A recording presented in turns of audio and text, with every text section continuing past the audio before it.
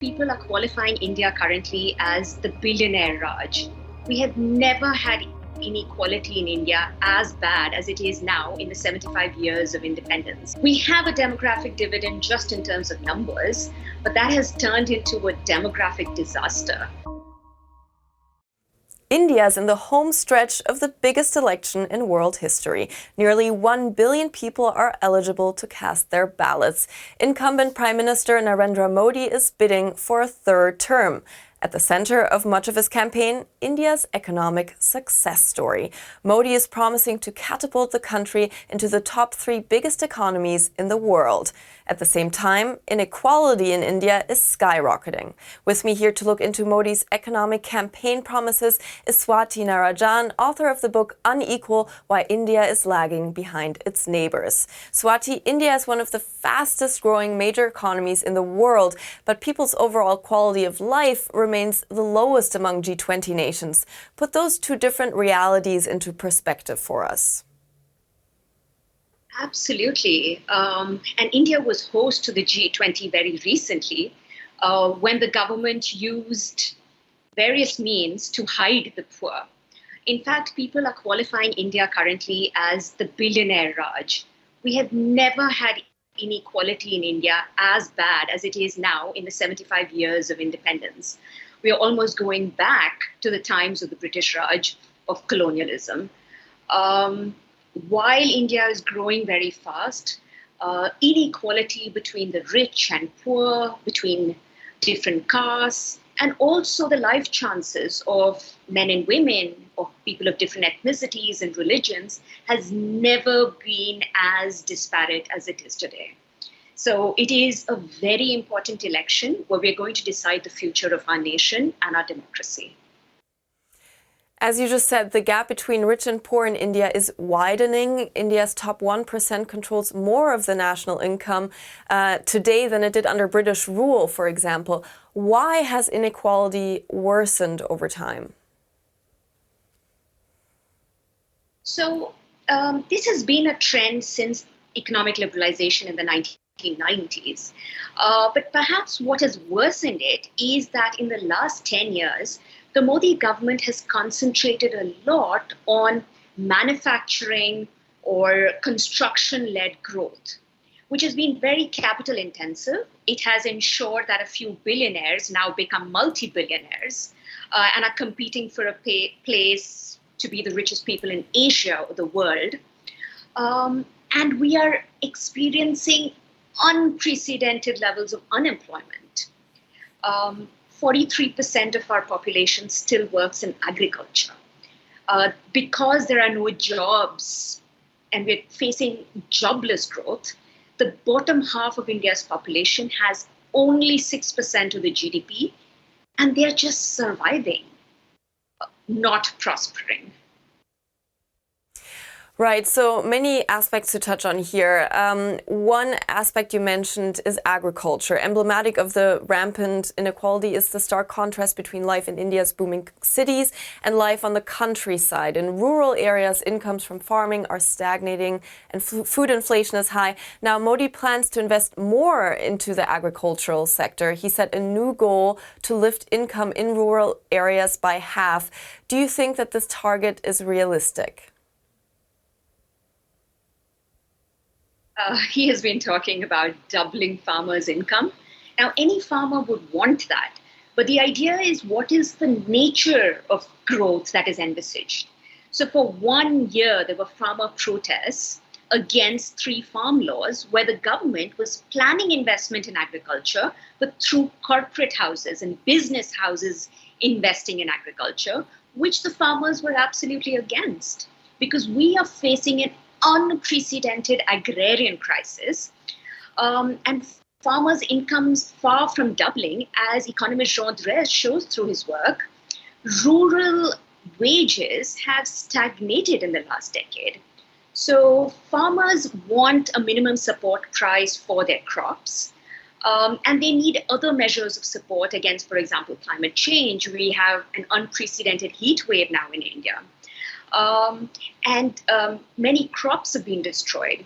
So farmers need investment and money in their own bank accounts. They need better remuneration for their crops, rather than having corporates invest in agriculture. So farmers are very clear on the direction they want to go in to prevent more farmer suicides and farmer agitations, but the government needs to listen to farmers. Now, Modi's government has ramped up and streamlined welfare spending. For example, his government delivered pensions and loans through efficient digital cash transfers. It also runs a free grain program. Have those initiatives proven to be successful? The grain program is very popular. And to be honest, it's actually was instituted by the previous government. And it is one of the only programs in the world which is enshrined as a legal right. So no government, whether it changes in Delhi, can ever remove from giving 800 million Indians subsidized food grains. This is one of our few social security nets. The Modi government has invested a lot in technology-led welfare, but that has resulted in reduction in the classic welfare services of education, healthcare. We also have the largest jobs program in the world, but that's been underfunded. Childcare is underfunded.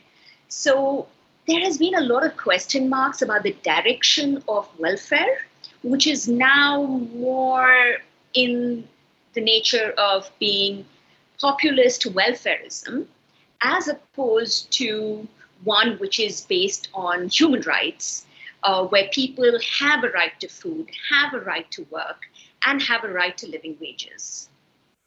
Now, you've been mentioning work and unemployment. The Indian economy has a big advantage. Its population is young, with many people in working age. At the same time, the country has struggled to generate enough jobs for millions of those young people. Youth unemployment is higher than the global average, and it's certainly a topic during this election. How come India can't harness or hasn't harnessed its demographic dividend? That is such a good question, Marie, and something we're so worried about. We have a demographic dividend just in terms of numbers, but that has turned into a demographic disaster because the largest levels of unemployment that we've had in 45 years for the educated. And we have people leaving university without jobs, or those with diplomas and graduate degrees not having a job. So one very good thing with this election campaign is that we've had political parties promising an apprentice program, for example, which guarantees the first job once people graduate. As I said before, we've had jobless growth for the last 20, 30 years, growth without creating commensurate jobs. And our youth are not able to look forward to a bright future without jobs. So we need a change of direction very clearly, which focuses on providing employment, not only in terms of the National Rural Employment Guarantee Act, which is the largest in the world, but also jobs for educated unemployed. Right, and India has one of the lowest female labor force participation rates in the world. What's behind that, in your opinion?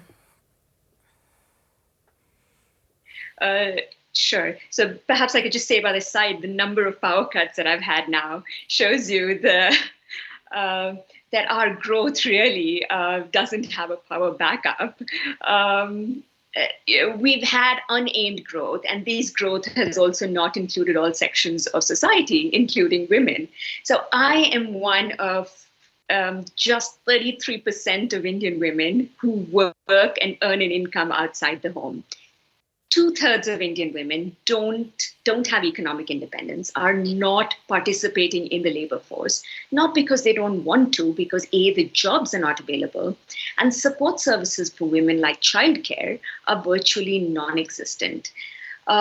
So we've had a very lopsided growth, one that's focused on infrastructure, on corporates and manufacturing, and left behind the large majority of India's population in terms of marginalized caste, in terms of women, in terms of even youth.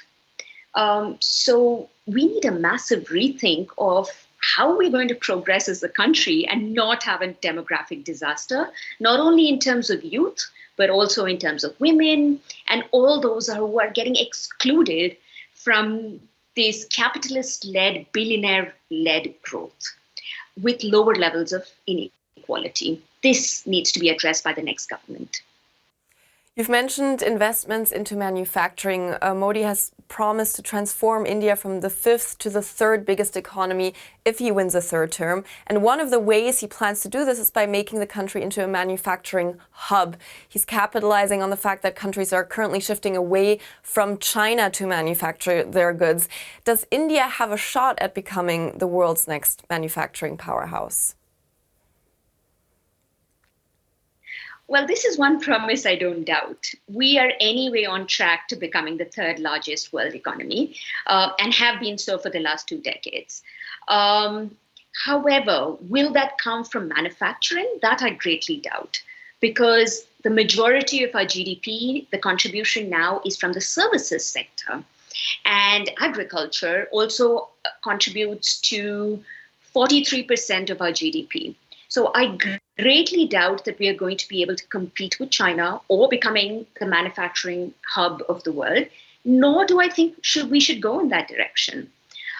Because it is a capitalist race to the bottom with even lower wages. And I don't think we even have the ability to compete because, for example, our literacy rates are very low. We don't have free healthcare that China provides. So I think we need to take a different direction, which is labor intensive, and at the same time focuses on those sectors like agro-processing that India can excel in. We have a large economy and we need to produce wage goods for our own market. Swati Narayan, thank you so much for talking to us. Thank you.